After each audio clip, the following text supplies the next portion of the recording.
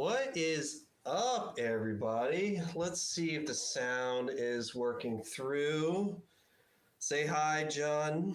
Hi, John. Hi, John. Well played. Say hi, John. That's hi, John. Yeah. Ass. Fucking asshole. Let's see. We got to make sure that the sound is good. There we go. We are live. Sweet. Hey, And in color. Mr. Sherman. Kevin Sherman. Do you remember Kevin? You remember the bass player who used to live with me? Yeah.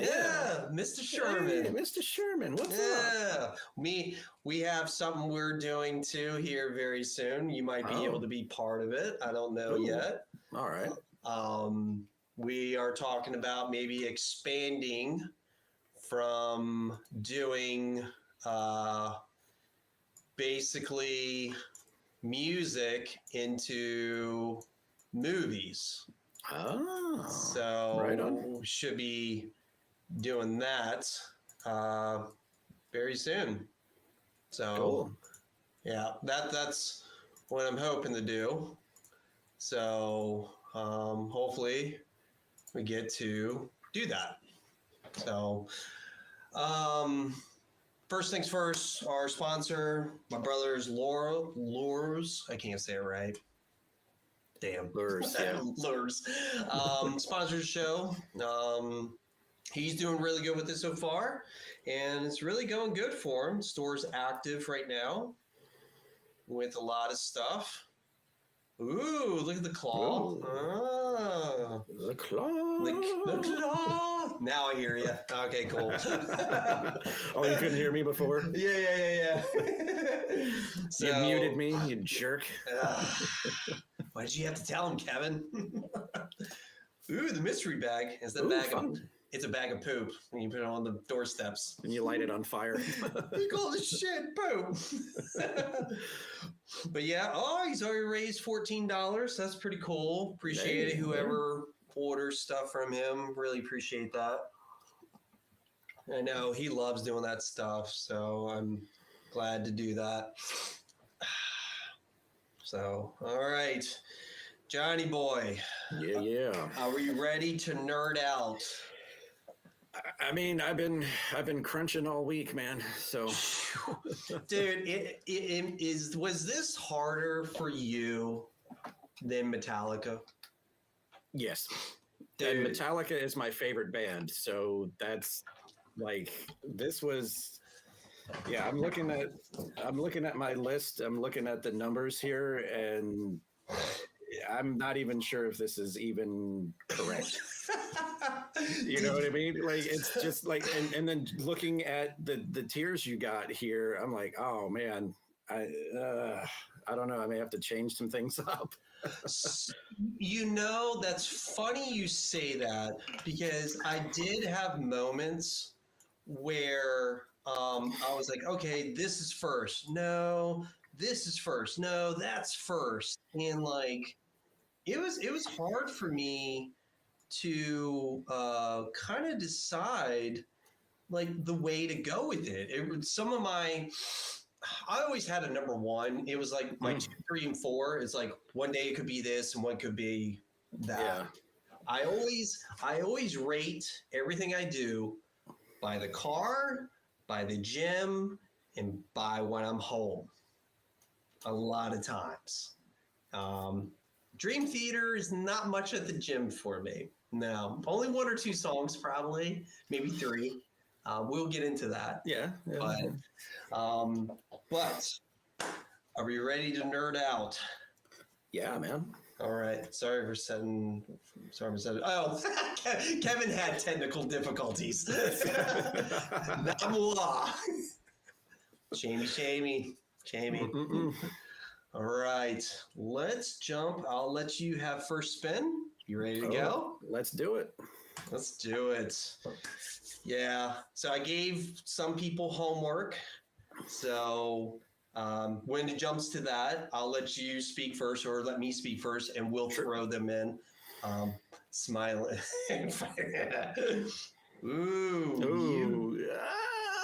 Systematic chaos. Systematic chaos. Ah, wow. All right. Yeah. I mean, again, man, it's a good. It it definitely fits into. I mean, you could stick it in any one of these categories.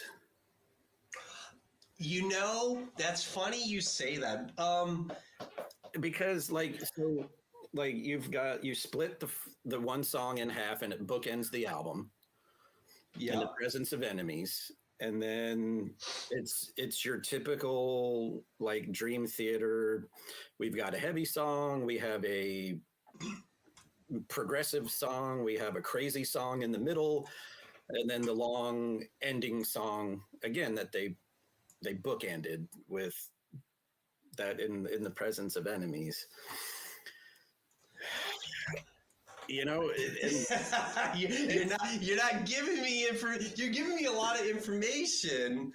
Like I personally, I feel like you're gonna put it in the killer section. yes, I actually that's where That's that's now where I've got it. on your list. What do you have it numbered? Like one? I do have it numbered, and What is yours? right now Systematic Chaos is number 5. Wow, I had it as number 3 for me.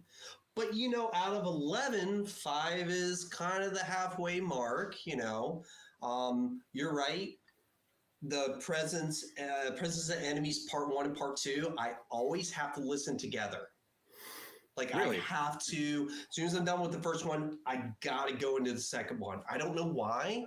I think also too when you watch that Chaos in Motion, when they play it live, they play them both together. Oh, They okay.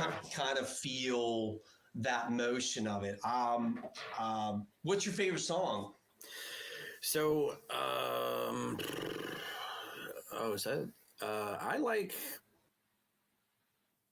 the Dark Eternal Night. Yes, yes. I'll tell you what. Constant Motion was on my jam list. I do listen to that one. I do love the inner, but Dark Eternal Night the other day, just It just hits right. yes. Yes, it does. It has that train of thought groove and like heaviness of it, but it has that wizardry of everything. It does, and then just the just the way the vocals start out with that vocal effect, the no one dare to, and then just the drums kick in and just everything. It's just and the video they made for it's pretty cool too. So. The animation, right? The animated one, they're in the tank and they go through the city or whatever. Yeah, that is pretty cool. But I will give you Lee's rating on this. Okay. Lee gave it a 6. Really? Musically very talented. Lee's in the chat right now. He just said boo across the ways. Boo across. And he said, too many twists and turns. But see, that's Dream Theater. That's what they do. So I made a comparison. I was talking to Runyon. He said, I'll get to him. What Lee said was like there was just too many twists and turns. Yeah, that's Lee. That's Lee, my brother, Kevin. That's Lee. Bros knows is Lee Linger. Kevin works at Comcast. Used to work at Comcast too. So Kevin used to live with me, and he knows Lee and whatever. So miss you, Runyon. Yeah, I know. Runyon's not here, man. He wish he could be. I know. Lee is an A and B type of guy. Dream Theater is A to like Z, and they like to go left, right turns. That's what Dream Theater does, Yeah. So Lee gave it like a 5.5 to 6. You know what I mean? So yeah. that's what he said. Dark Eternal Night, yes, that's a killer. Yeah. Yes, It's a killer track. Yes, it is. All right, My turn. Lee. So I gave Lee that CD. He's like, man, I could. It was hard to get through. Some of them I could get through every song, and some of them were just too much. There were a lot of log songs on there too. His favorite song, "Prophets of War." Okay. I don't. That's one of those I just. Yeah. Hold up. Hold up. Is that on the line? Hold up. Is that on the line? I think it is. I think it's just on. All right, hang on. Let's let's go It's, to. it's just underneath. All right, I'll spin it again. I say it's like either just underneath, like Yeah. it's right there. Lee said the average fan. It's hard to listen to for an average fan. Okay. I thought. Well, we got to remember too. That was the first Roadrunner CD they put out for him under the label, so they might have got influenced a little bit with that.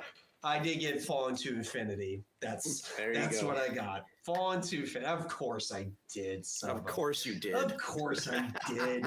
You wanted me to get it. So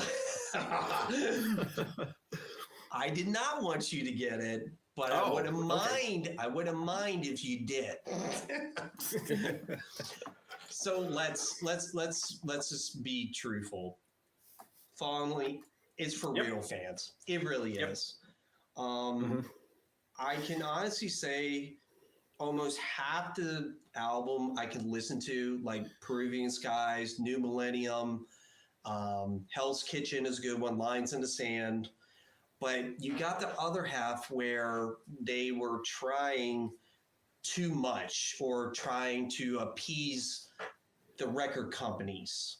What's up, Firefighter? What's going on, man? So for me, I can listen to it, but like You Not Me. Yeah, I could do without that song. Burn My Soul. I actually like Burning My Soul. I have a problem with the whole pipe, the wow, like Peter Frampton thing they do with Burn My Soul. I just have a problem with that. Like that section, like for me, that section, that Burning My Soul, Hell's Kitchen, Lines in the Sand. Yeah.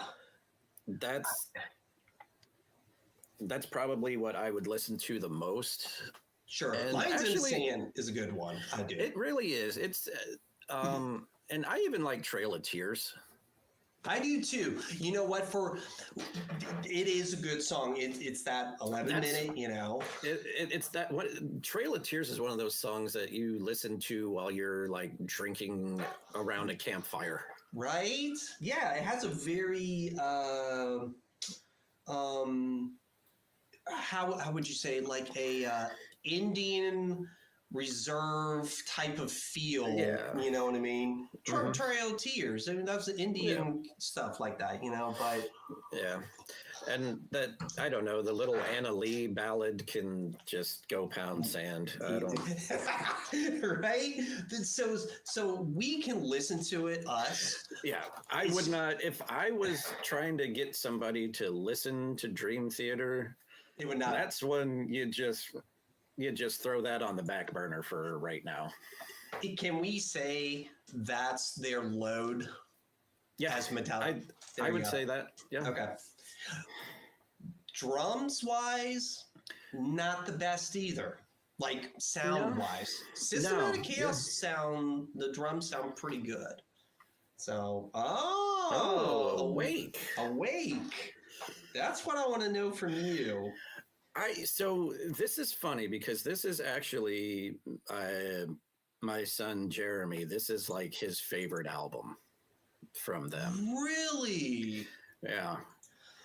And going back, giving it like another listen, because there was a lot of stuff that I was like, awake, yeah, whatever. But going back, listening to it, there's a definite, like, you could tell the heaviness. And like, especially with songs like The Mirror. Right. And The Lie. Just the Mirror to a Lie, like how it transitions. The Lie is super heavy. It is, Yeah. and you know, the 6 o'clock Erotomania, Caught in a Web, that beginning stuff is just Oh, it's up there. it is. Space Dive Vest, I really could care less. That one just. Yeah, I mean, I know that's like a Kevin Moore song, Yeah, yeah. and I know that you know, at least when Mike Portnoy was writing the set list, he's like, "Nope, we're not playing it. That's Kevin's song. That's Yep. like his thing. He's like, I'm not touching it." But Never. Yeah. Now, it's not a bad song. I mean, No. again, that's another one that you're just that like you're chilling to somewhere, you know. now was Falling to Infinity your number 11 of 11? Of course it was. Okay. Now, now for me, it was number 10 out of 11. Oh, really? Yes. So, Awake, what do you want to rate that as? So again, on my list, I've got it at number 4. Ooh. You want to know where I have it on mine? Number 9. Wow. This is one album. You have Fallen to Infinity, well, Day and Dream Unite, Fallen to Infinity, Awake. Awake is just one of those albums I don't listen to. That's not my go-to. I love The Mirror and The Lie. I think those are great one-to-one. You know what I mean? Like they go with each other. 6 o'clock, that's a killer. You know, just intro. That's pretty cool. I think I have a problem with it because going from Images Words to that was production wise, it was leaps and bounds. But I didn't like the production of what they did on Awake. I don't think it was good for me. It was definitely a different sound. You could tell the difference between Images and Words and Awake. Yeah. I don't know if it was a good direction, but I understand progression of sound and equipment and stuff like that. But yeah, I got it as number 9. And Runyon actually said, and I quote, "I give Awake a 5 out of 10. Musically very talented, too dramatic." That's what he said. Too dramatic. Too dramatic. That's in one quote he said, and I said to him, he was like, it was too dramatic and too outdrawn, too many left hands and right hand turns like Rush and Meatloaf. He even quoted Meatloaf. I don't know. So he said Rush though. I said, well, you got to remember, These guys are very Rush influenced. They're Rush with Metallica. They are. Yep. That's what they are. And Running's like, you're exactly right. And that's what Awake is, I think. Yes, it is. Kevin said he's a Dream Theater newbie, and he's listening to. I thought you knew Dream Theater. I thought, like, man, being a bass player, you're really going to enjoy some Dream Theater. Like, right up that alley. You're going to love it. It's going to go like that. Oh, yeah. So, okay, number 4. Sweet. All right. You know what? Tonight, we could do whatever we want with the tier list. I don't give a shit. This is our stuff. This is us. This is nerd time. Damn it. It's our time now. It's nerd time, and I got to put on my bifocals. Yes. All right. So number 4. All right, time to spin the wheel. So now, being with Dream Theater, I mean, you figure they are Rush with Metallica, and it's just like, that's what I enjoy about it. Awake, I definitely could tell they were going more the Metallica route, you know, being with that. Dream and Day Unites. Oof. Now, I will say it's 11 out of 11. Just bar none, the worst. It's the first. I mean, it's their first album. In with Charlie Dominici, right? Yeah. The singing is a little bit off. I had it a little bit higher. What did you have it as? I had it at 9. Okay, all right. So what's funny is I actually can listen to the whole album if James Labrie is singing it. So they have a 2004 edition where they did a 20th anniversary or 25th anniversary called Lost. They have these. They do these Lost and archive. Forgotten. Yes. They have that. No, it was 15th anniversary. I can listen to the whole live album all the way through, and I think it's great. Yeah. But we got a rate when it came out, and it was in '89, and yeah. It's last. It's 11 out of 11 for me. It was. You know what? I had it at 9. I'm probably going to put it at 10. I'm going to flip flop what I had at 10. Yeah, it's when you listen to the Charlie Dominici, R.I.P. He did pass away a couple months ago. So yeah, that sucks. Yeah, it does suck. But his vocals were not there. No. He should have been in a different band. Yeah. Soulful, a very soulful band, like a R&B. Yeah. He was like 10 years older than all the guys or something like that. Really? Like he was in his 30s when they were in their 20s. Like he was that much. I will say, though, that when Dreaming Day Unite, it does have my favorite song by Dream Theater. What is it? What is your favorite song? Yitzhak Jam. No shit. That's your favorite song? Really? Yeah. Oh, well, we didn't ask. What was your favorite song on Awake? Oh, Awake? Yeah, I say probably The Mirror is my favorite song off of Awake. I do like The Lie. I know they got a music video, which is pretty cool through New York.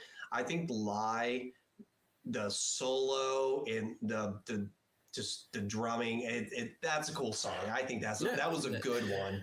It is a very good one. I'm not gonna argue with you on that one. So Dreamin' Day Unite, actually, I have 2 good songs. I can go to either or. Afterlife, I think Afterlife is one of their best ones, especially when they play it live. I think it's great. Like to Fuse and Get Away. Yep. I do love that song. When James Labrie sings it, it's a great song, dude. Yeah, that's a good. I do like that one too. Yeah. It's like 1 and 1A with Yitzhak Jam. You did spell his name right, Kevin. It is John Myung. He is awesome, dude. He really you gotta listen to Dream Theater. It's one of those. Their name implies you're going through a movie. That is what you're experiencing. It's great. Yeah. Wait until we get through the list, Kevin. I will definitely tell you CDs to listen to, and you will not be disappointed. Yep. Not. All right. And you know what's funny? What's left is like on rotation for me with no problem. Yep. I love it. All right. Ooh.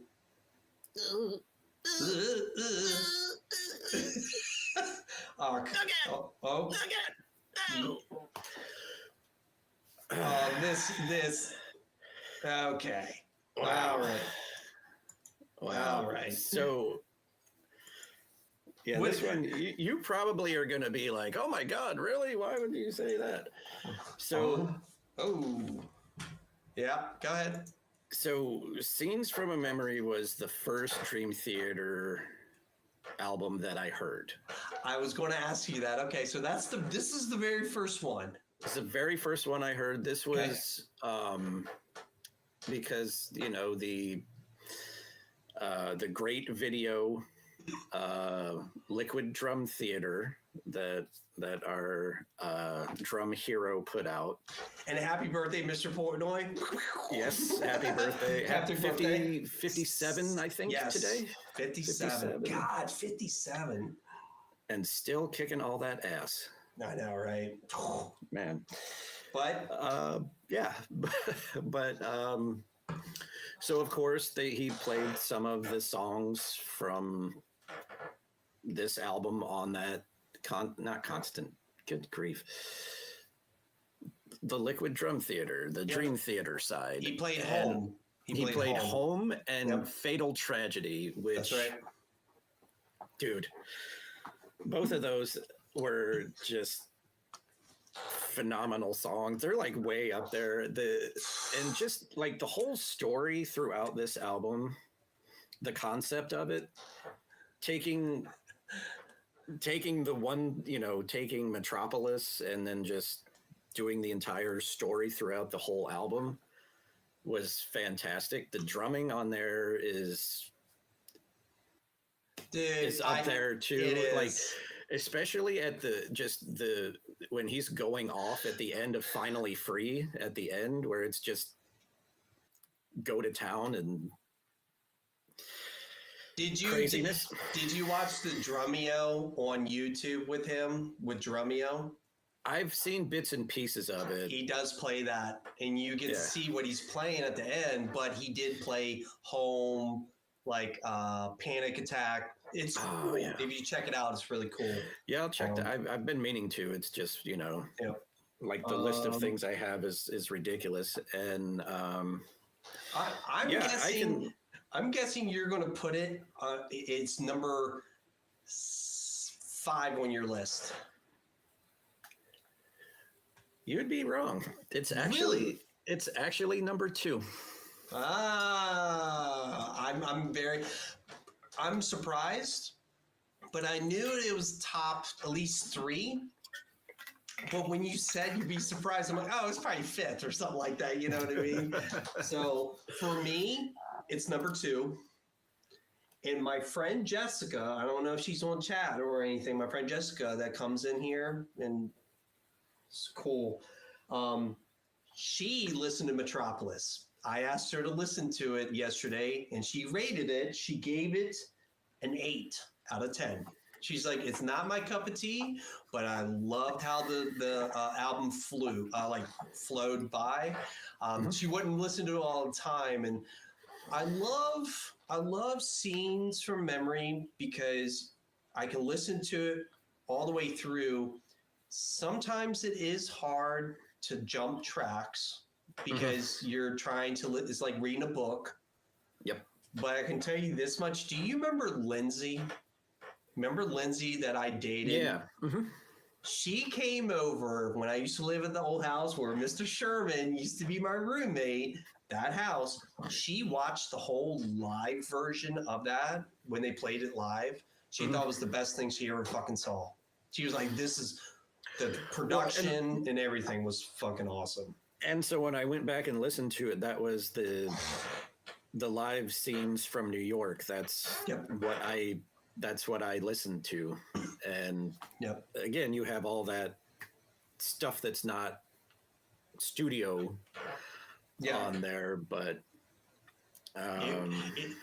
it's nice because they're that type of band where they can play everything they have live and you would appreciate it. You know what I mean? Yep. Absolutely. And especially that album, dude, we have to remember too, that was a make it and break it album for them too. Yeah. Very much. And you know the story because Falling to Infinity was almost the breakup of the band. And they came out with this and they said if it did not work, they were done. They were done. And also, I think because that was the first album with Jordan Rudess on keyboards. No, it's not. It is not the first one. It was The Seasons. Change of Seasons was the very first one. I thought Sherinian was on Change of Seasons. Jordan Rudess came in Change of Seasons. That was an EP with covers on it. That was their first album with him. Like, it's an EP. It's not really an album. We do count it as one between us because it's on rotation. That's who we are. That's who we are. But Jordan Rudess, that's his first fledged album with the band. And I'll tell you what, I wish he would have came back like in Awake tour. Like, because what happened, Kevin Moore did Awake, didn't tour. He didn't tour. Shredding, Derek came in for Awake, recorded Fallen to Infinity, fell through with Fallen Infinity. He did the tour, but they said, hey, it's not going to work. Jordan came in, they recorded the EP just to keep up something to do. And then they're like, oh man, he did great. And he did Liquid Tension with them at the time too. That was Liquid Tension. And then he came in for Scenes, and dude, I remember with the big floppy hair and the the big mop of hair. him, you know. Yeah. So yeah, I thought that was the first one because I know they had asked him to come in before, and it just wasn't like the right time or something with him. You know what? How about we just use the old Google machine? The old Google machine. The There old you Google, go. the all-knowing Google machine. I swear. Albums, dramatic, blah blah blah blah blah. No, you suck, blah blah blah. Damn it. Change. I swear it. EP. Yep. Okay. It was an EP. I knew it was an EP because they had the cover songs on the back. The medleys. The medleys. That's right. No, you're right. I thought that was the very first one with him. Damn. Well done. Good job. Well, you know. Well done. Sometimes. Yeah, sometimes. Sometimes. Pat yourself. Always the Google machine. Always the Google machine. But yeah, that like I said, you can definitely see like his influence on that album. Very much. Being with Derek is a great keyboardist. He plays with other bands too. Yeah, you know, and when he was with Tony McAlpine and Mike Portnoy and that whole thing, that was good stuff too. What was that band called? It was just all their last names. So it's like Alpine, McAlpine, Portnoy, Sherinian, and LaRue. LaRue. Was it okay? LaRue. He's always that floating bases with Satriani and Petrucci and stuff like that. Yeah. Ooh, Black Clouds. I can tell you that Black Clouds for me was a big anticipation for it. I can remember when Portnoy went on the Eddie Trunk show and started, hey, I want to announce we got an album, and he made this granting. It's like images and words. It will pull me under. You got to wake and this and that. It's a whole mix and bowl of all this stuff that we do. So right now, was that on That Metal Show or was that his like radio show? Radio show. So you know the Blabbermouth. So the Great Blabbermouth, the best website out there ever. I forgot to ask you. Scenes. What's your favorite track on Scenes? Home. Mine's Strange Deja Vu. I don't know why. I love how it goes into you got it, and then it goes right into Strange Deja Vu, and just like how it just it's this way to open a show. That's how you open a fucking show. That's how you open a show. And Dance of Eternity is just a great instrumental. Like if we had to sit here and rank instrumentals, I don't know that we could do that. Dude, it's like with Portnoy. This is a Portnoy, free for all right now too. Sorry, guys, you're talking to two drummers here. That bar, he just went. He's just, yep. He went past the bar. I think he just knocked the bar off. He had nothing to lose. You figure he was like, man, this is probably going to be it. Let me shoot for the stars. And I'll tell you what, it was tasteful, and it wasn't like, you know what I mean? It's just like it worked, It definitely did. But Black Clouds. Yeah. For me, I put this into the progressive category. It's listenable for me. I do have a couple songs in there I can always listen to. the drumming sound, I think, is one of the best.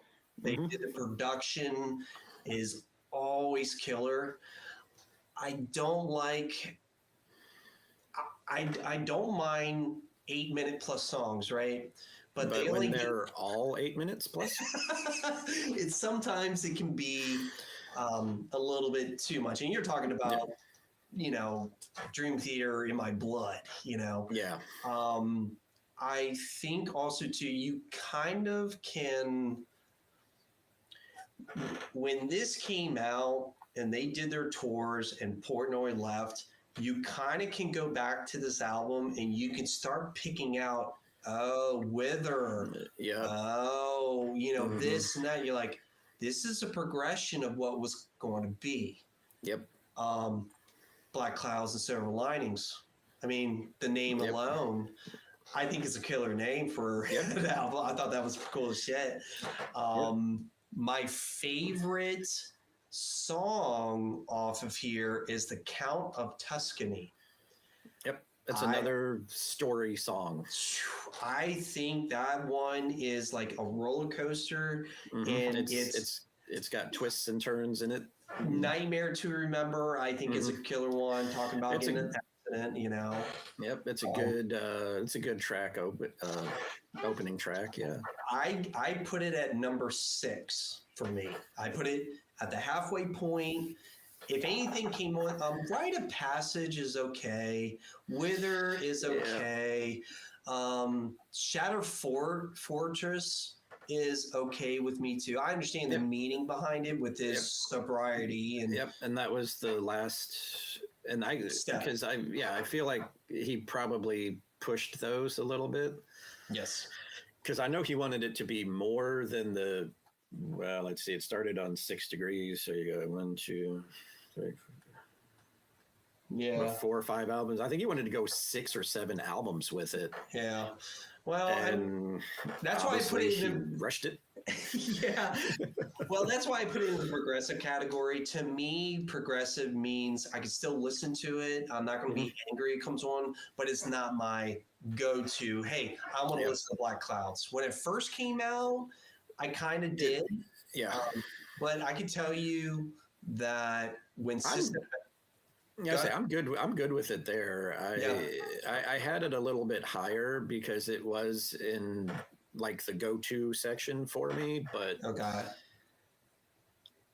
I mean, but yeah, like you said, there's some of it's just like, yeah. I mean, nothing against it or anything. no, it's a great album. I mean, again, they're all well except for Falling into Infinity and Yeah, we When Dream a Day and we don't talk about that one. just those down there at the bottom. Don't worry about those Yeah. right now. Forget this. Don't even do that.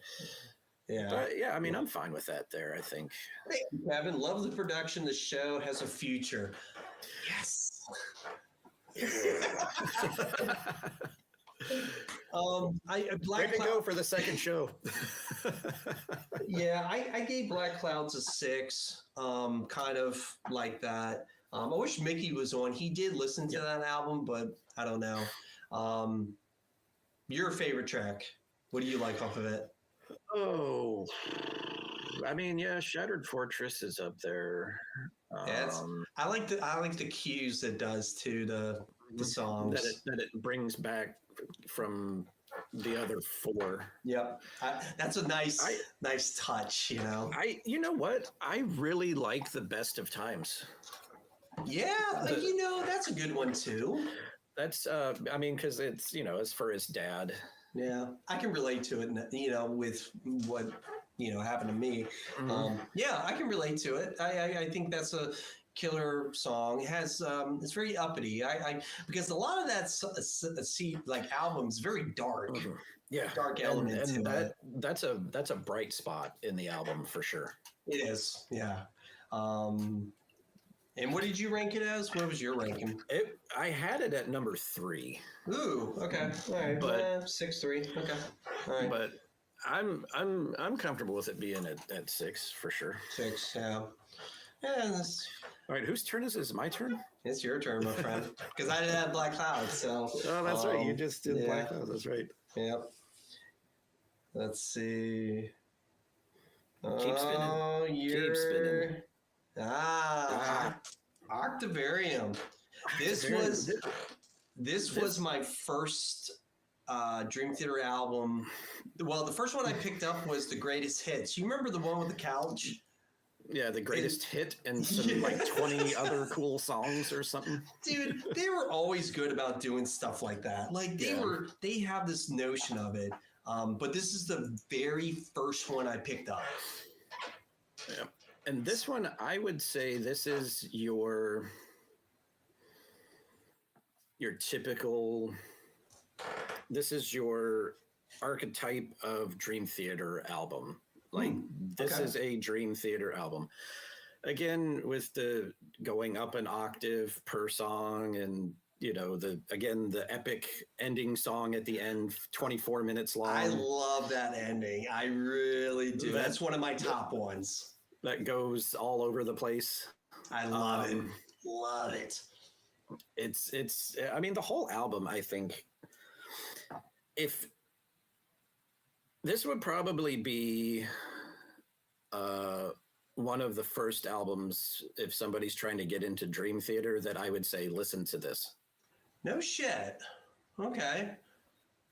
I can see why, because it's not overly heavy, and no, it's not. You're exactly right. Yep. And as my best girl in the other room there, who's not listening at all, likes to say, like, she's like, I would listen to this again. It's like, I can understand what he's saying. I do. Root of all evil. So like, this, the 20th anniversary, how they opened up with that, and I'll walk beside you. It definitely, a lot of those songs kind of hit Sacrifice Sons, It's like, wow. It all just kind of, I think, because that came out in, 2005? Yeah, something like that. 4 or 5. Yeah. Yep.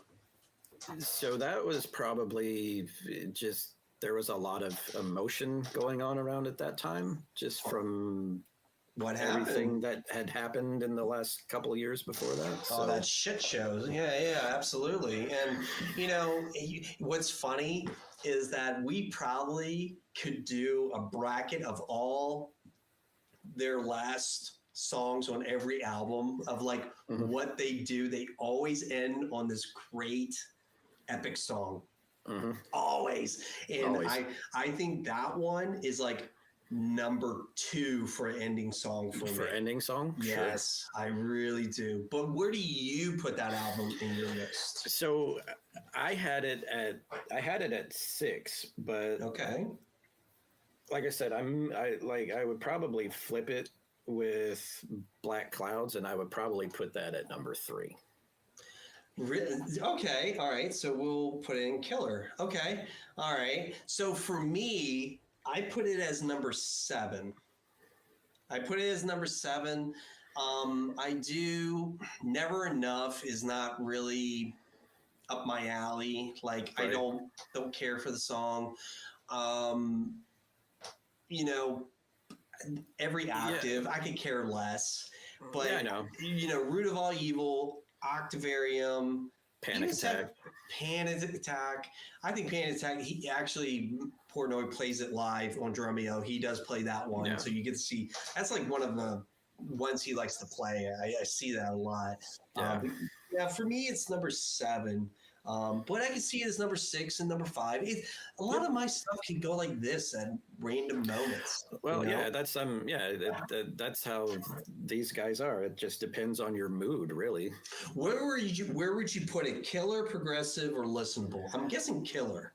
It's definitely Killer. It's definitely in the Killer category for me, for sure. All right. It can be for me because of listening to it. It's like, it's just one of those I can just listen all the way through. Sometimes I can, but never enough. I just can't get through it. Well, he's complaining a little bit. He's bitching a little bit in that song. Yeah, always bitching about something. Well, it's like, you know what? That's when you take on everything in the band, eventually it's going to burn you out. Sure. And that's what he was talking about. Yeah. Ah. So, train of Who thought. had train of thought? Train of thought. So, funny enough, Lee had train of thought. Oh, he did. Yes, he did.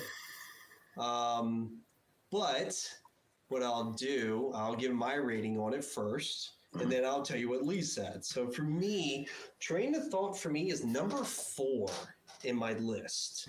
I think it's the heaviest album they've ever done. I think when they played in Budokan was probably one of their best live shows that they recorded. The album really sounds crisp and clear. I do love his drums on this, and the guitars, it blends in together very, very good. For me, it is a killer album. I think it's up there for a killer album. I can almost listen to it straight through. Vacant, whatever. Yeah. But, you know, As I Am, you know, This Dying Soul, those two together is really killer. I'm going through. Ah, it's Mickey. Hey. Hey, what's up, Mickey? If you want to join the show, man, just I gave you the email. Pop in. I'll throw you in, man. There's always time for people. What is it? With being train of thought, it does. It's not a go-to album of mine, but now it is. It's funny how that works. Yep. Because the ending song, In the Name of God, dude, what a great song! That's a top 5 song for me. Yep. But like, I think As I Am is probably my favorite song off of there. So I think that's one of my favorite songs off that album. That's a great opening track. Dude, it is. Sure. It's killer. Let me see. Am I forgetting one? I always sometimes forget. Like Stream of Consciousness was that's a great instrumental. Endless Sacrifice, I think that's a killer one. Yep. Stream of consciousness is great to get into In the Name of God. That's one of those that go together. That's a good lead-in track. Yeah, that's what he actually wanted to call Falling into Infinity. Really? Yep. He wanted to call it. Yep, wanted to call it Stream of Consciousness, and there is somewhere in one of the lyrics in one of the songs they do use In My Stream of Consciousness. It's one of the. Oh, okay. I'm trying to listen to James LaBrie sing it in my head. We're not talking about that, but now, it's somewhere in the middle. Yeah. Well, you got to remember too. I was telling Lee. So Lee gave this album a 8.5 to 9. He loved this album. He said, the heavy feel of it. The vocals are amazing on it. And I told him, I was like, this is the album that got them to Budokan. And we all know Budokan is like... That's up there. It is up there. Yep. You get 3 nights of Budokan, dude, you're set for life. You made it. Yep. You made it. Dude, Japan don't fuck around when it comes to like music and shit. You get 3 nights. Yeah, absolutely. And, you know, he's right, though. The heaviness, dude, that was... Oh, yeah. This like right up there with... Awake in the heaviness area. They far beyond, because I mean, with me, Awake does that. Okay, it's heavy, goes spacey, comes back. Oh, is that Mickey? Is that Mickey? Hang on, we're gonna set him up. All right, you're gonna be blue. All right, there you are. You're in it. I'm sorry. Dude, I was like waiting for the notification. I'm like, I didn't hear anything from him. Like, did he cancel? Not telling me? I'm like, oh. I was like, and then I like happened to see my email. I'm going, oh crap. Most of the time, I'm like, son of a bitch. You're I'm on here. time. You're here. Here. All right. I had to set up my recording gnome. Okay. So, Mickey, what did you Yo. listen to? What have you listened to? I listened to Black Clouds, Silver Lining, and Images and Words. Yes. What did you think about I Black can't- Clouds? It was an amazing album. Okay. I mean, I cannot tell you any of the names of the songs on that album, but I listened to it all the way through, and I liked it Yeah. a lot. Okay. Cool. So What sticks out to you about the album that you noticed going through? honestly, it has a very proggy kind of Rush.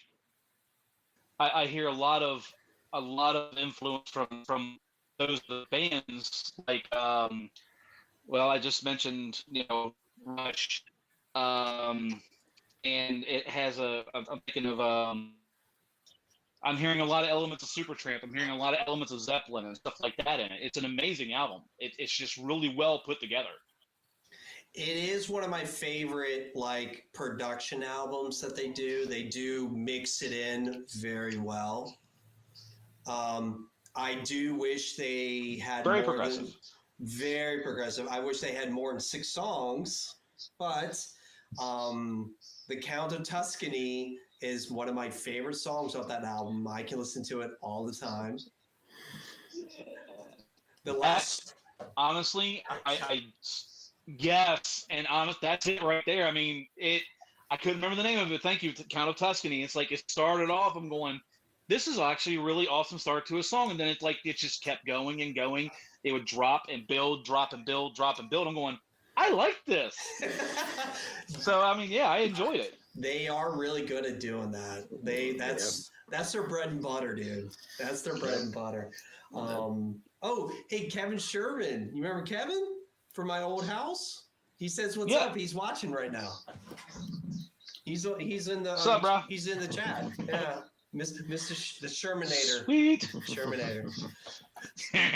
So what we've said about Black Clouds is it's kind of like John gave it a 3, which is kind of a good top 3 out of 11. I gave it kind of a little bit above middle bar, but it's a killer album, but it's very progressive where I can listen to it whenever it comes on, but it's not like, hey, I want to listen to that. You know what I mean? Yeah. That type. But I was actually working to those albums today. Yeah. Okay. I was actually working. Yeah, I was working to both of those albums. I was working on a digital sculpture, and I just played both of those albums back to back. It's okay. I can brain meld with this music. It's good stuff. It works. Yeah. Okay. Who was next, John? You or me? You had Train of Thought, so Now I it's guess yours. it's me. Yes, it is. By the way, Train of Thought was my number 1. Really? That's your number 1? Uh-huh. Wow. Yeah. That's the biggest surprise right now.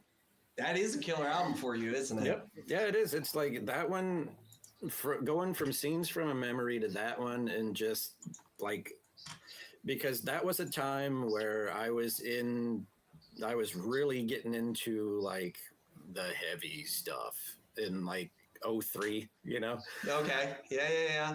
like that time I was getting into like way more heavy stuff, more hardcore things, like the It's got to be Pantera. heavier. It's It's gotta always be heavier. yeah, like the Panteras and the Sepulturas and That's same way, dude. I hear you. So that's always like one of my go-tos. John, how old are you? How old am I, really? Yeah, 44. Yeah, I'm gonna ask, how old are you? Yes, I'm 44. 44. 44. Okay, so you're roughly. Okay, so you're a little younger than me. I mean, it makes me. I'm sorry, I'm giggling to myself a little bit because I'm in high school listening to Sepultura and stuff like that, and it's like 1993, 1994, 95, 96. All Right. It was just like, it just sorry, you set me back there, little brother. I no, and that's cool, man. You know, that's I got into the heavy stuff later in life, man. Like you know, Okay. going back Oh to no, the I'm Metallica not knocking you, one. baby. I'm not. You know, it was the Black Album, then it was Master of Puppets, Sherman's almost 50 years old. and then I Holy got into all that. shiza. Sorry, Sherman. Heavy is cool. All right, you got 6 yeah. degrees. So I sir. got 6 degrees. So Yes, sir. 6 degrees is very experimental to me. Very. There's a lot of just a lot of experimentation, a lot of production things. Like the drums on there are, you know, again, they're great. You have a long opening track, you have a ridiculously epic closing track that takes up an entire CD that's like 8 songs in and of itself. I was going to ask you, it's a double album, so do you count that second CD as like a whole song, like as it is? No, I mean, I know that's what it is. They say it's 42 minutes or whatever it is. Yep. But it's broken down into what, 7 different parts? Yeah, 7. Yep.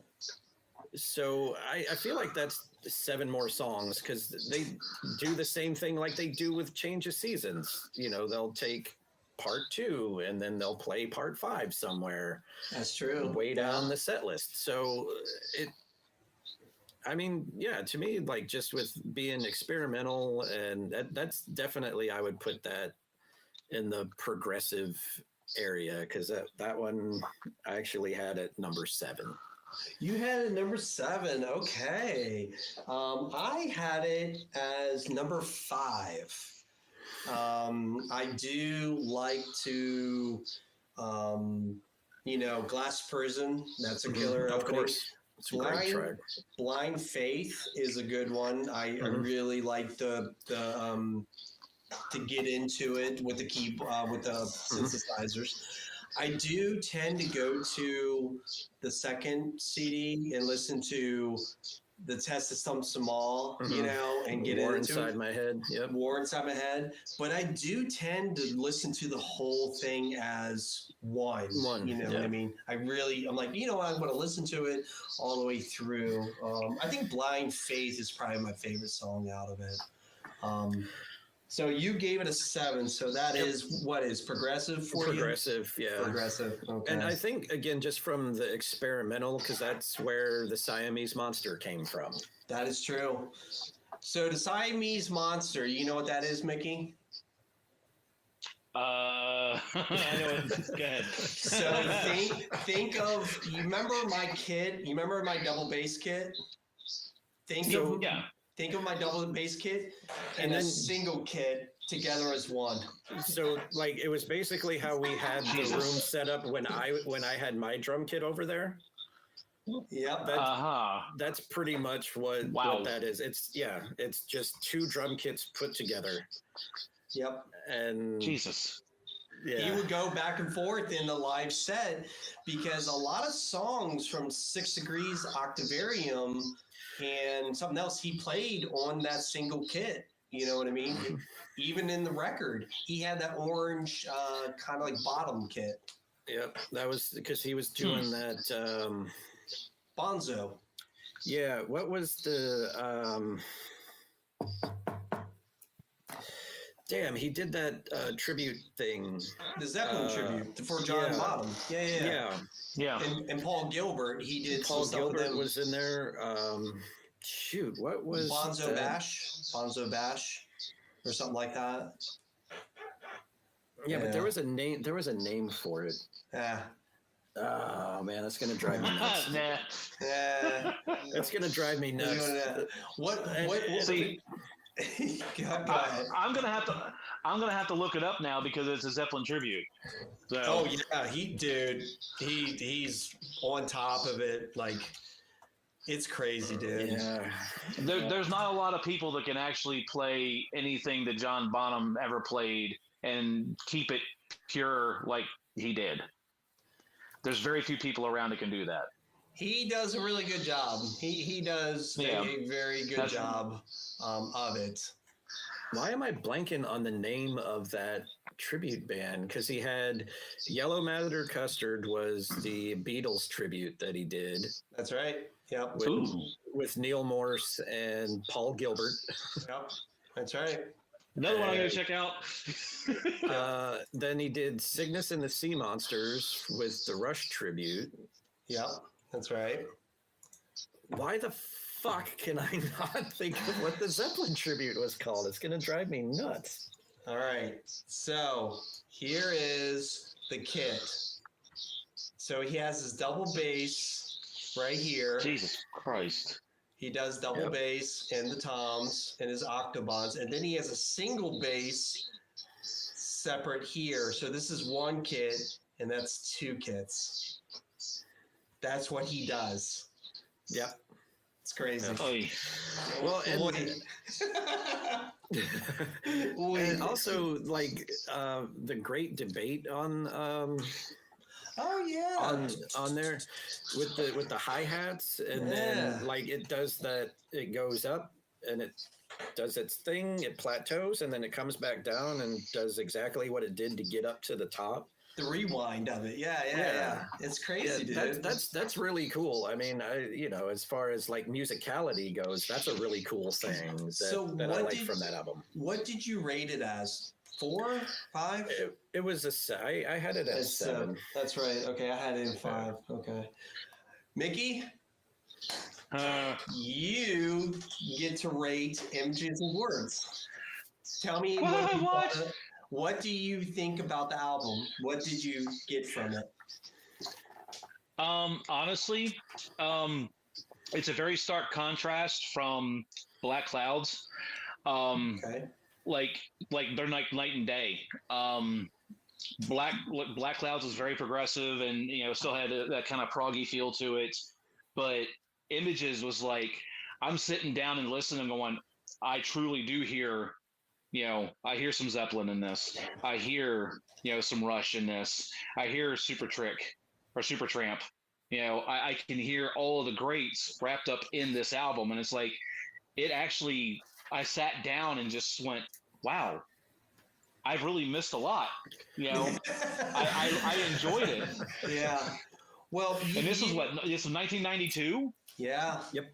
Yeah, 92. And at that point in time, I mean, I was listening to real progressive crap and I never dipped my toe in the Dream Theater. And like, now I'm going to have to go back and start listening to the rest of Dream Theater. You definitely, I'm going to have to. Being Images and Words, that's my number 1. To me, that's my go-to album. I go to all the time. Pull Me Under is probably my favorite song from them. It is the best song. But also too, Learning to Live. Learning to Live is good. That's a great track. That was a good one. That was a really good one. Take the Time. I think that's a great one. Mm-hmm. Surround and the other slow one. It's okay. But Metropolis is, James LaBrie said it the best. If you want somebody to listen to Dream Theater and want to know who they are, that's the song. That's the song. It is so many twists and turns. It's like playing Mousetrap. It's just so many tricks and traps and all that stuff. That is, what would you rate it out of 10 for you, Mickey? 7? I mean, honestly, between the two, because I only had a chance to and had time to listen to the two. Yeah. I would just on the eclecticism of that album, I would pick that one over Black Clouds because it's just so eclectic. Yeah. It is the best. Black Clouds is a incredible album and it stands on its own, but it's got a heavier element to it. There's a lot more drive to it, where Images and Words, like I said, I'm going to go back. It had a very proggy, very just like natural, organic kind of feel. Do you feel that Images and Words is lighter feeling? Black Clouds is that dark-ish, deep. Yes. That's a night and day. You know. Yes. That's why I said. I mean, they completely night and day. Yeah. Well, you gotta understand too. Images. A lot of those songs were completed and like not recorded until like a year later. This is their first major label. Pull Me Under was their first hit that got them, you know what I mean, up to stardom per se. You know, being that. Where would you rank it? I figured that would have been number one for you, John. You know what? And it's actually, I have it at like number 8. Really? Why? I don't know. It was just one of those. My heart like, hurts, man. I know. Oh. Like I said, man, it was tough. It was tough to rank these because It was, dude. This is harder than Metallica. Way harder. and I think, like I said, it was just a preliminary. Like when I just wrote all of the albums down and then I just assigned numbers to them based on not listening to them for a while, just like as a go-to, like which album did I go to the most? That's what these are Okay. All right. kind of ranked on. And Images and Words was always one that I kind of didn't go to as much. And Okay. it's not a bad album. Like I said, though, you got like Metropolis and Pull Me Under, which I always forget about. And like, that's their biggest hit. That is their hit. That is their one hit plus Their 20 one other hit great wonder. songs. You could say Pull Me Under is their one hit wonder. Yeah, man. And- I'll tell you what, that CD. And I think because for whatever reason I'm just mad at the snare being triggered. I That's understand. the only He that's is the right. only thing. Like none of the other drums had triggers on it. It was just the snare, and that Just was the like snare. for whatever the reason, the producer was like, "Hey, we should trigger your snare," and he was like, "Okay." I heard in a book or some book that had about doing it, he did that with a lot of other bands triggered because it was the new thing to do. And the band Firehouse, Oh yeah. they did that too to them right after or right before. And they're like, oh, we should do this. And, Portnoy, they were like, all right, whatever, we'll do whatever. We'll do whatever. But yeah, Yeah. I don't think he's very fond of the triggered snare either. No. And I mean, and I shouldn't let that be the thing that's like, that's why I'm not listening to Images and Word, but it's like, it's up there. Yeah. And like when and it's one of those things like, now you can't unhear it.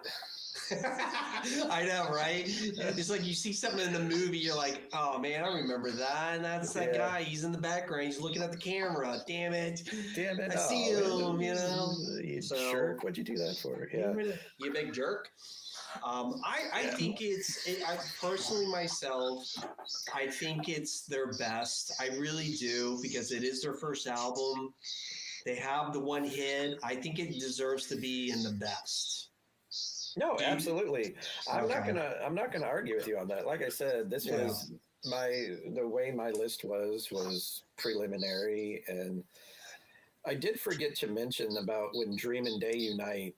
Yes. So many solos. Yes. Like that's all he was doing was like soloing. Yeah. He was just shredding the entire time. I don't care. That's fine with me. I don't either. But like that was like when I went back and listened to it, I was like, because I have like 4 exclamation points behind it where it's like solo. And it's just constant shredding. And again, I mean, he's good at it, but that was, yeah. All right. Yeah. Real quick. I don't know. I mean, yeah. Go ahead. Yeah. Go ahead, man. Have they done a remastered version of that album yet? None. No. The only thing they've done. Okay. Well, They have re-recorded "Pull Me Under" and take the time. You remember that, John? They did Yes. re-record those Okay. too. Yep. They did. Yeah, they put them out. Was that on the greatest hit? Yep. That's yeah. right. Yep. So they did at least 2 albums. Did he trigger his kid on that one? No. No. It sounds really. Okay. Yeah. See, Huh? what I was going to say is, I mean, there's a lot of reasons why triggers are used too, because I mean, knowing the production side of the music, you know, because I've continued to dabble after Damaged, you know, triggers are a lot of fun.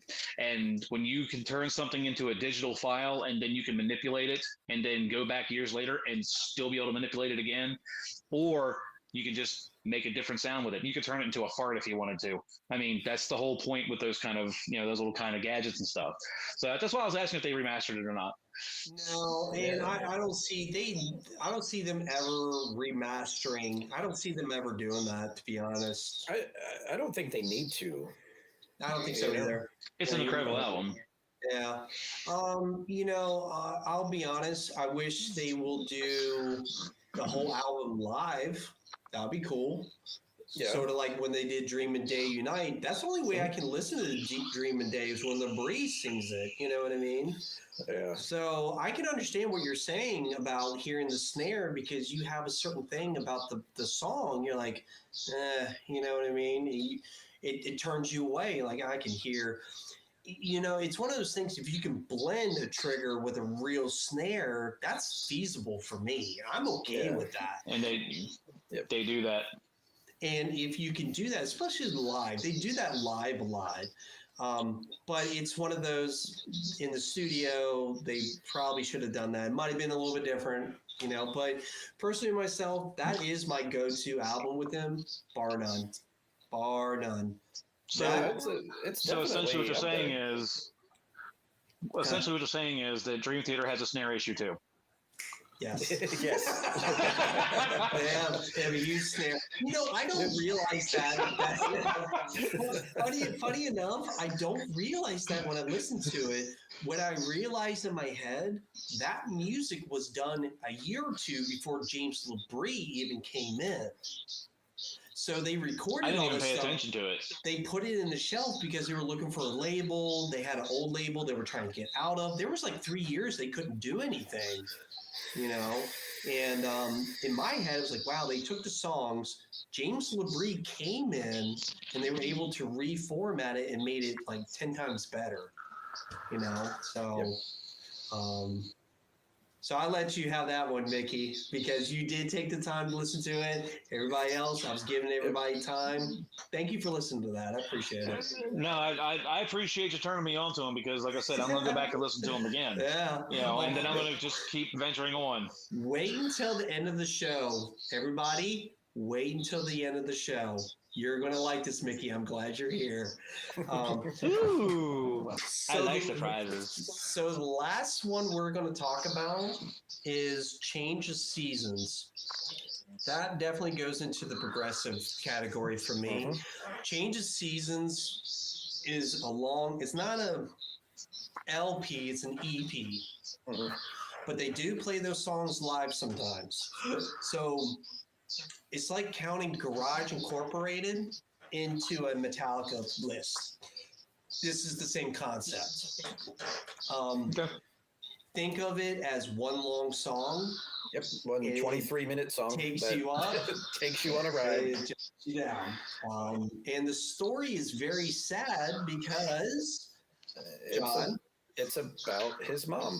His mom died in a plane crash. yep, when he was 10 Oh, years yeah. old. And Jesus. it's dedicated to his mom, and it's a story about how he felt during that time and During that time. Yep. everything like that. So it has a lot of meaning.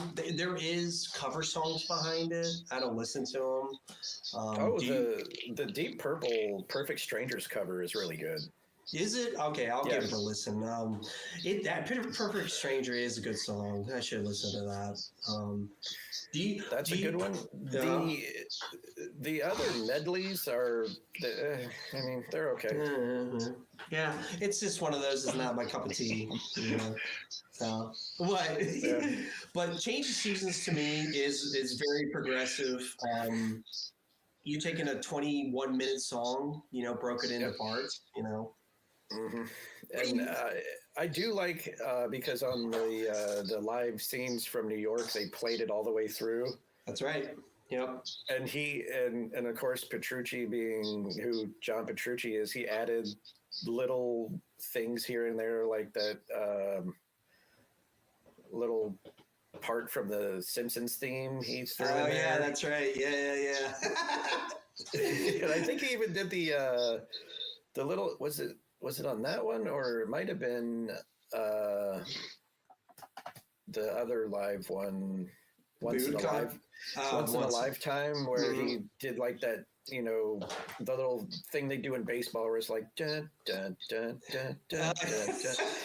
I haven't watched that all the way through, but I know what you're talking about now. Yeah, so yeah, just like, again, like if they ever decide to come to tour the United States, which is probably next year. That's right. They're touring. They're touring Europe. They're touring Europe now, or going to start soon, I think. Yes, and Mike Portnoy's back in the band. So Yep, today is Portnoy's birthday, and they're still in production of album number 16. Well, the drums are done. Drums are done. Guitars are still getting in there. Yeah. Getting there. So, now, where do you rank Change of Seasons, John?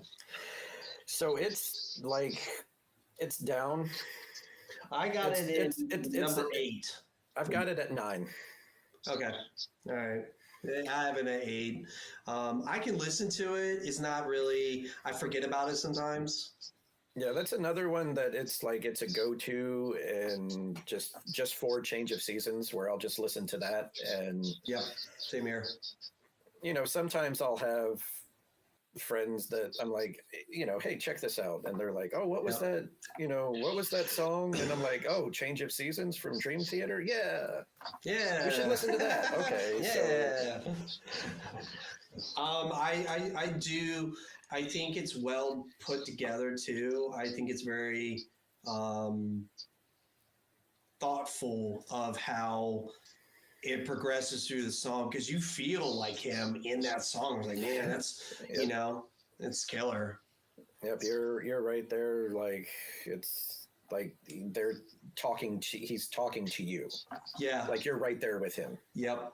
The lyrics, man, I tell you what, their lyrics is always a good meaning behind it. It's just something about it. It's killer. Especially when Mike Portnoy is the main lyricist. Not that we're, I mean, it is his birthday and whatever, but but no, it's just like Change of Seasons, Best of Times, Honor Thy Father is another one where, he's the main lyricist, and then with Home, another one, he was the main lyricist there. So yeah.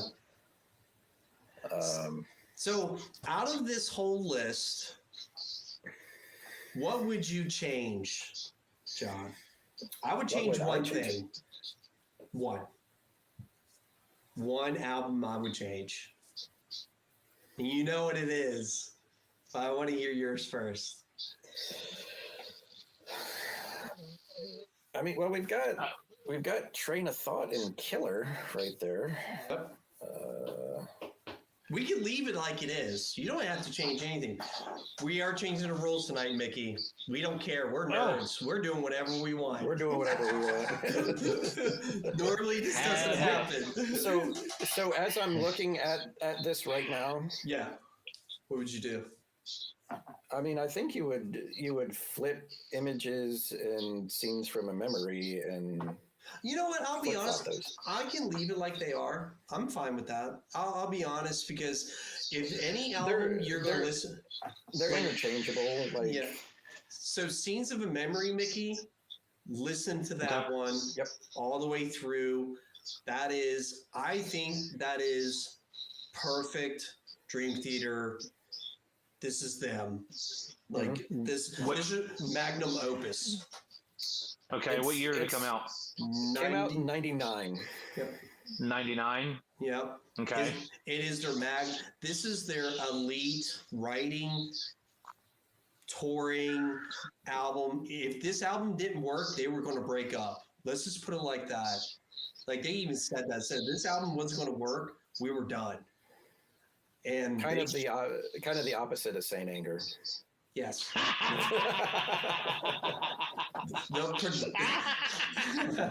the production alone is really good. The soloing's tasteful. It tells a story from beginning to end. It's really good. It's a good album. Nice. It's 2112, but better. Okay. All right. Personally. I mean, yeah, absolutely. Like I said, this was the first one that I had ever heard, and I thought that's a great way to start too. Yeah, that's a good album to start with. It was just like at the time I was like, I have never heard anything like this. Dude, hang on. Your back left, is that a Transatlantic poster? It is. Get the fuck out. Yep. Mike Portnoy plays in Transatlantic. I can tell from here it's the ship. Yep. And actually, I will do this right here. I will bring my computer up here. And I don't know because we're ass backwards, but if you look right here, he signed it. Yep. Oh shit! Son of a that's bitch. Nice. Neil Morse. Yes. Oh damn! Right there. You're talking a proggy like group. They are like prog, like holy fuck. Okay. But killer band. Oh, they yeah. only got like 5 albums or something like that. But yeah, one of them, there's one song that's like over an hour long, you know. Yeah. God damn. What was that? The Whirlwind, I think, is that Yep. the one? That's a great album. We will talk about that some other time. The Whirlwind. That's right. That was my son got me that for Christmas a couple years ago. Oh man, Nice. what a good son of a bitch. Yeah. So the only album I would change for me is Awake. It would be in the listenable. That's the only one I would change out of all of this. It's one of those albums I just don't go to. I can listen to halfway through. I don't mind the album, but it's like some of them just like I you know what I mean? I just can't attach myself to the album. You know what I mean? So yeah, I could see that. Yeah. but we're not For sure. moving it. It's staying the way it is because that's what the fuck we do. That's the way it is, people. And if you don't like it, I don't care. This is my art, everybody's night. I appreciate. We'll look at your comments and emails and texts Hate mail, hate mail. and tell you to fuck off. Yep. I appreciate my brother, appreciate Jessica and Runyon and Mickey listening to those albums and taking time out of their day to rate them and appreciate the albums themselves. I really appreciate it. I enjoyed it, and thank you for turning me on to it. Yeah. I mean, I remember before practice, we, sometimes we get in there and you'd be playing, the live album, and I'd sit there for 45 minutes just kind of brain melting, like just nodding off, like, wow, this is good stuff. And like, I'm just chill, man. And honestly, it was good stuff. It definitely tells a story. They can tell a story very, very well. It is close to my heart. I feel like Dream Theater actually beats out Metallica for me as like top spot. I really do. They're up there. It's like 1 and 1A, man. It is. Especially for me and John. I know definitely John. It is right there. So Well, yeah, I mean, like it was the buying that stupid Tama drum kit, and I saw that I had that video, that lovely little video that they put in there, and that's right. Yep. and Portnoy was in there, and he was doing his thing, and he was probably not sober when he did it, but That's true. That is true. But they showed clips of like Dream Theater, and I was like, "Wow, this is Dream Theater. That's crazy." I mean, because I had heard of Dream Theater, but I was like, "They're not." I don't know that I would like them. Yeah, yeah. And then you see some of the clips from the Tama video, and it's like, okay, well, I'll have to check these guys out. That's pretty cool. Yeah, you're like, oh. All right. So here we go. thanks, Tama. Thanks, Tama. All right. So we're done with the tier list. That is it. That is final. Case closed. Whew. Man. Yep. Man. That was a That was hard rough. one. That was rough. That was rough. Now, It was a hard one. It was. Now, are we ready for Sure. what is about to happen? Now, I don't even know what's about to happen, and I've been here all night.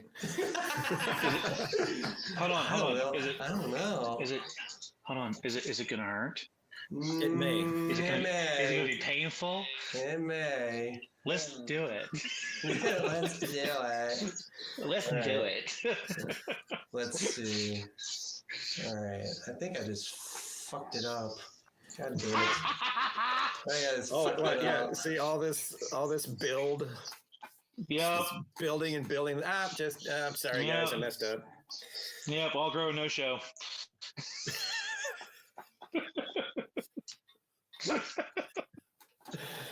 Oh man. I'm back.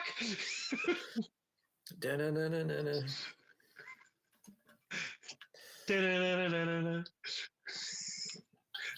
Click to spin. Or press Control and Enter. Is this supposed to be like that hidden images poster that you stare at it and then you see when the you stop sailboat? looking, the whole world. Yeah. When do I get to see the goddamn sailboat? Oh shit.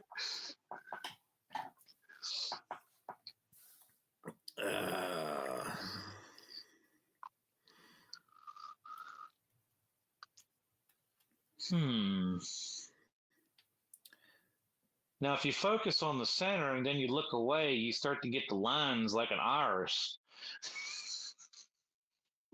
And then the room starts spinning too. Yeah, it's kind of nauseating. Whew. For anyone who has any kind of epileptic seizures or anything like, do not stare at the Turn thingy. away now. Yes, don't look into the light. Did it go through all of those names, or are we just kind of? What are we doing? We're staring at the wheel. Oh, there we Well, go. I know we're Hang staring on. at the wheel. Everybody, hang on. Hang on. Okay. To what? Hang on. One. Okay. I lost vocal. They couldn't hear me. Oh. Like they really cares. Yeah. You know, whatever. So this is what it is. I went and I found 298 bands, and how I did it is, you remember the Headbangers Journey? It's a documentary. Okay. It's called Metal, the Headbangers Journey, where he put categories of thrash, rock, glam, death metal, doom, first wave of heavy metal. He did all the branches of metal, all of it. They're all in that spinning circle right now as we speak. Oh my God. All of them. This is literally a crapshoot. Very much. So if you look, you're still spinning. I haven't spun it yet. I haven't spun it. So look at the It bands. just looks like it's spinning. You got Cream in there, right? You got Cream, Sweet. Kohi, Chimera. You got Def Leppard, Diamond Head. Like, you got all these bands. Jane's Addiction, Journey. Can I say something real quick? Sure. You mentioned Def Leppard, so I'm gonna go ahead and say it because I'm always gonna say it. What has 9 arms and sucks? The drummer. The fucking drummer.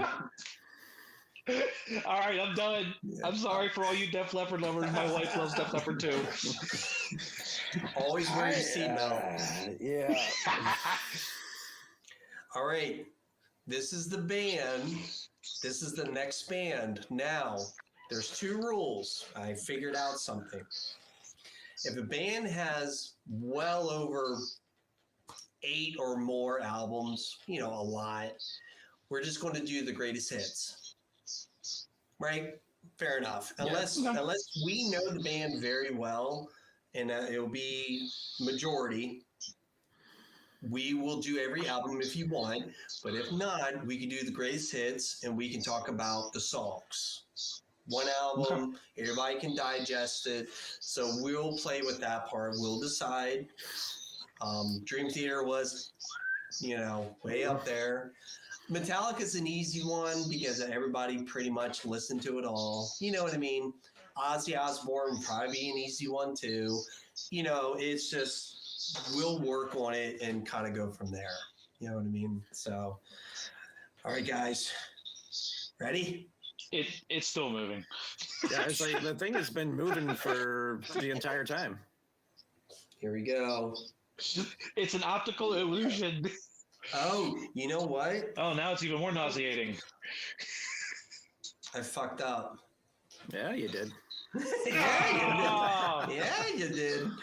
All right, we have to do after the spin, animate. Yep.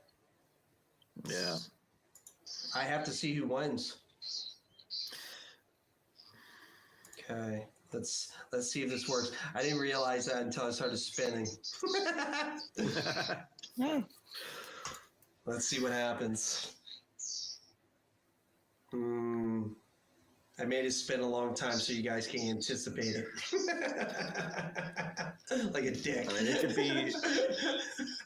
We could be listening to Herman's Hermits or something. Be careful. I'll put it in there. Be careful.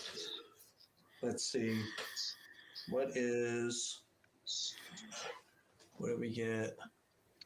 Something on the blue line. No. Nope, it's green.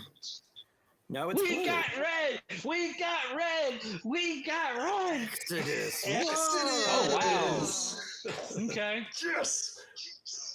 One of my favorite thrash bands, Exodus, they got a long list of albums. Yes, they do. They do. Yeah. They do. But at least I could say their albums, I can listen to a lot of them. I can listen to more of them than Metallica. That's just how I am.